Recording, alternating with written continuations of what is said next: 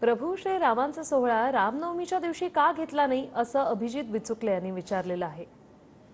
अयोध्येतील कार्यक्रमाला कुठेतरी राजकीय रंग आहे असं अभिजित बिचुकले म्हणतात. तुम्ही एक वेगळा बॅनर हा बसवलेला आहे, काय नेमकी मागची भावना कशा पद्धतीची आहे? प्रभू श्रीराम आणि त्यांचा मी भक्त आहे हे मला दाखवायचं आहे. यामध्ये हे मला का सुचलं तर आमचे तसे माझे आवडतेच नरेंद्र मोदी भाईंचा फॅन आहे. मोदी भाई तुम्ही बघा, हे मी तुमचा फॅन आहे. फक्त तुमचं मला एक खटकलं, तुमचा एक बॅनर सोशल मीडियावरती आला.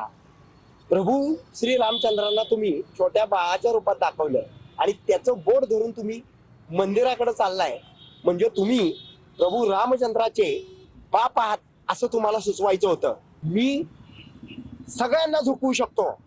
माझ्या आई वडिलांच्या आशीर्वादामुळं सब दुनिया मेरे सामने झुकेगी, लेकिन जिंदगी भर मैं प्रभु रामचंद्र के आगे झुकूंगा, क्योंकि उनको मैं ईश्वर मानता हूँ. की प्रभू रामचंद्रांचं मंदिर होतं हे आनंदाची गोष्ट, पण रामनवमी दिवस का नाही निवडला मोदी साहेबांनी हा प्रश्न मलाही पडतो. आणि बऱ्याच ठिकाणावरनं मी ऐकतोय की ते मंदिर अपूर्ण आहे असं म्हणतात मीडियामध्ये वगैरे. तर ह्याचं पाप लागायचं असेल तर ते मोदी साहेबांना लागेल. आणि मी रामभक्त म्हणून मी बॅनर लावलेला आहे.